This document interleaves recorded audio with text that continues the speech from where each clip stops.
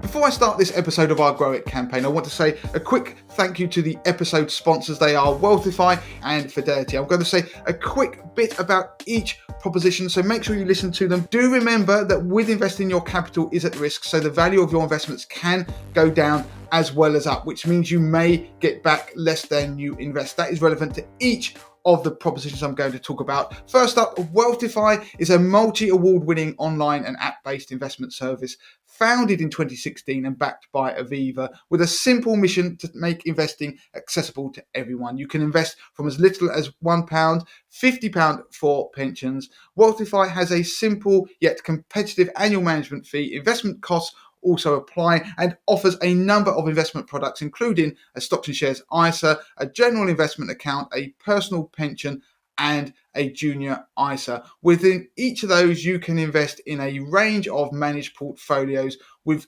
varying risk profiles and even ethical portfolios. For more information about Wealthify, including how to take advantage of our £100 cashback offer, please visit wealthify.com/MTTM.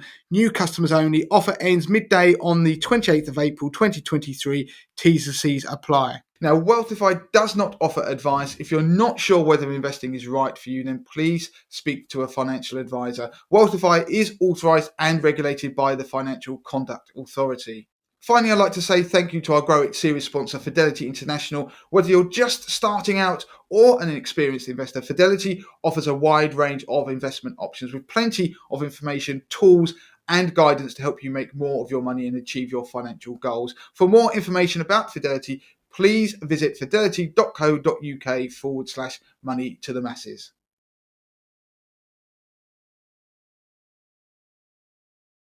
Welcome to this final episode of our Grow It series. Now, there's been lots of topics I would like to cover, but there is only so much that we can do.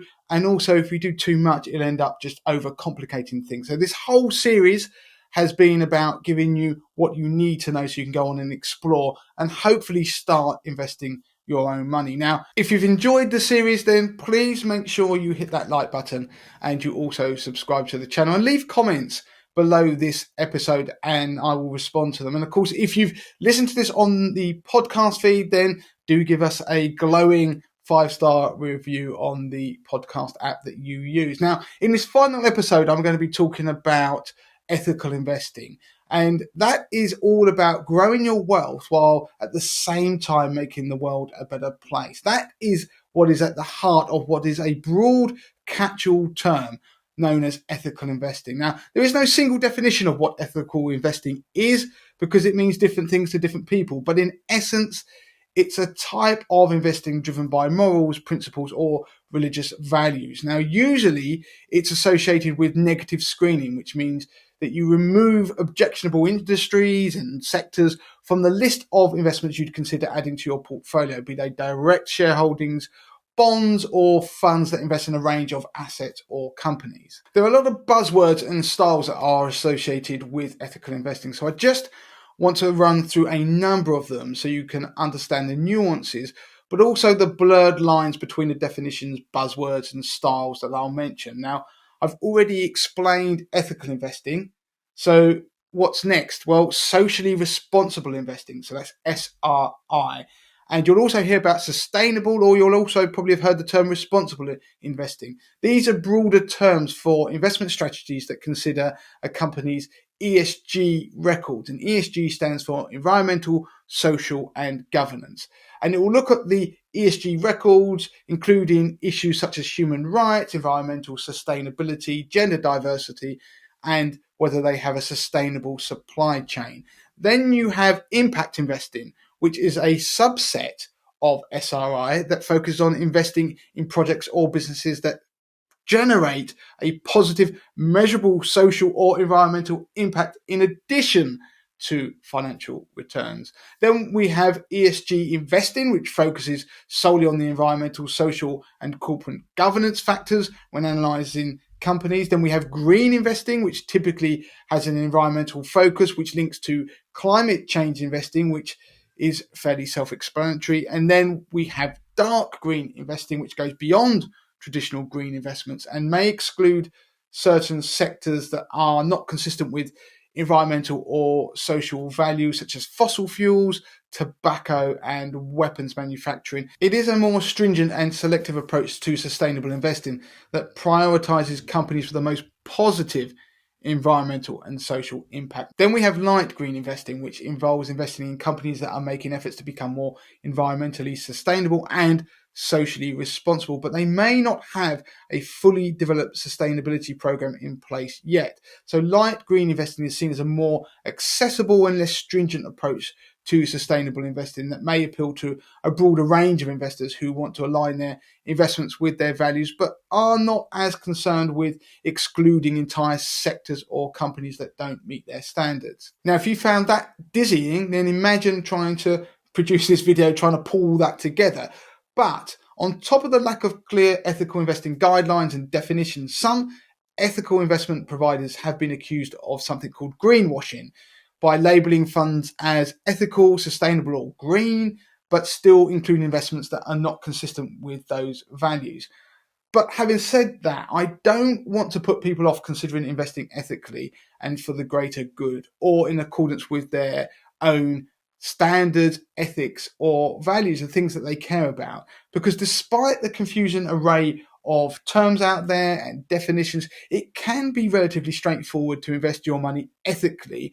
You just need to be focused about doing it. The most hands-off approach, if you want someone to run your investments for you and you don't want to seek the advice of a financial advisor, is to choose an ethical portfolio run by a robo-advisor. And some of those will recommend portfolios for you. Now, services such as Wealthify and Nutmeg have a range of ethical portfolios alongside their standard portfolio range. So just as I explained in video 6 of this series, when it comes to choosing a service like a robo-advisor to manage and recommend a portfolio for you, you can do the same, but it can be ethically based. It can have an ethical tilt to it. Now, of course, one of the trade-offs is that the money won't be invested in line with your own personal ethics or morals, because you're getting a portfolio that is a standardized portfolio that's run in line with the mandate decided by the investment manager. It's not perfect, but it's a step in the ethical direction. The only way to be sure that your investments match your own ethics is to carry out your own research. So that is why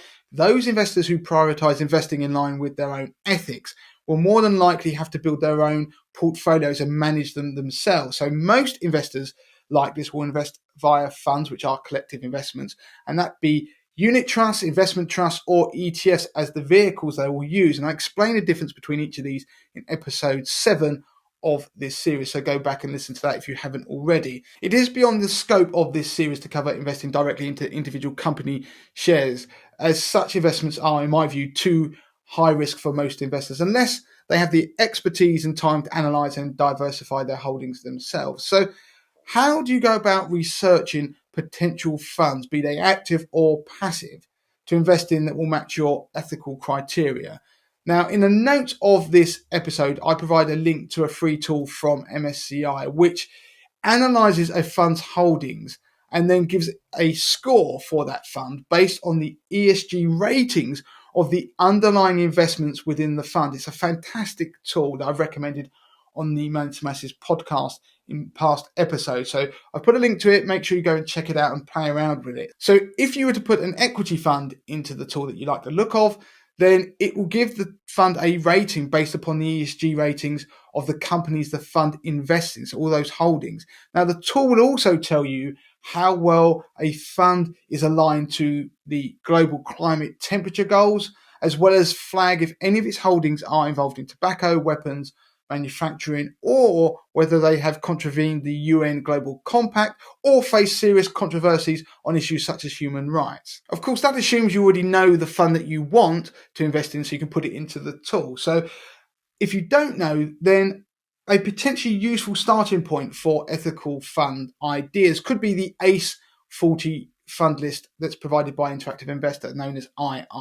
Now, II conducts regular performance reviews of its ACE 40 list. Now, that fund list is labelled, or each fund in it is labelled as avoids, consider, and embraces. Now, the reason it's given those labels is based upon the definitions that I'm going to read out now. So avoids means that the fund excludes specific companies, sectors, or business practices such as tobacco. Considers means funds that take into account strict ESG criteria such as pollution levels, and embraces means funds that focus on companies that deliver positive social and or environmental outcomes such as renewable energy. So what that means is that you will find a list of funds there that will have either one of those three criteria or labels attached to them, and that can be a good starting point for you then to begin your own research. Alternatively, you could use a research site such as Morningstar to screen for funds that match your own criteria. Also, make sure you check a fund's own fact sheet,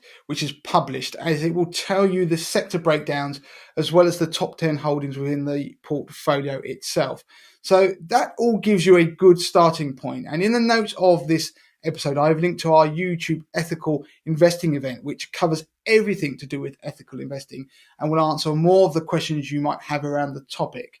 But does investing ethically impact performance, and does it cost more? Actively managed ethical funds can be more expensive than their non-ethical peers, and this is even true of robo-advice off-the-shelf ethical portfolios versus their standard versions of those portfolios. So in the notes of this episode, I linked to an article looking at the best ready-made ethical stocks and share ISA portfolios where you can go and compare them for more information.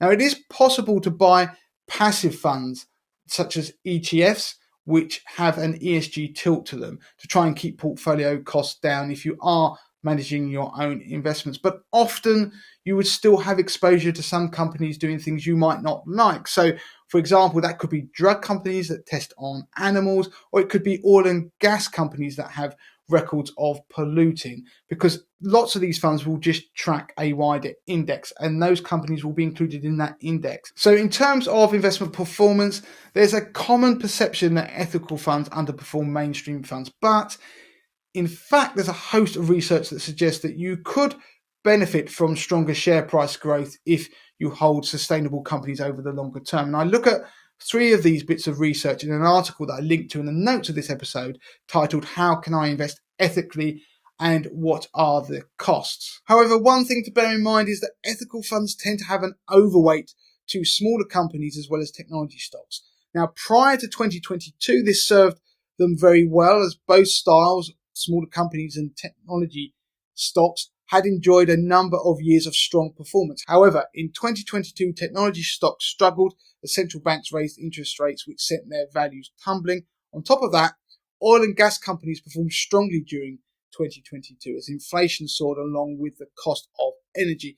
Basically, it was a perfect storm for many ethical portfolios. But as with any type of investing, if you make sure you understand what you are holding, then you can diversify and mitigate investment risks. The takeaway from this episode is that you can make a difference to society and the climate while growing your wealth at the same time. Not only that, but one does not have to be at the expense of the other. It may require more research and work on your part, but if your investments are to truly reflect your morals and ethics, it is possible and it is worthwhile. So that is the end of the Grow It series. As I said, if you've enjoyed it, please hit that like button and also subscribe to our channel for any future series that we do. And also make sure you sign up to our Money to Message newsletter, which you can find at moneytomessage.com/newsletter. And of course, we do have our Facebook group and other social channels which you can find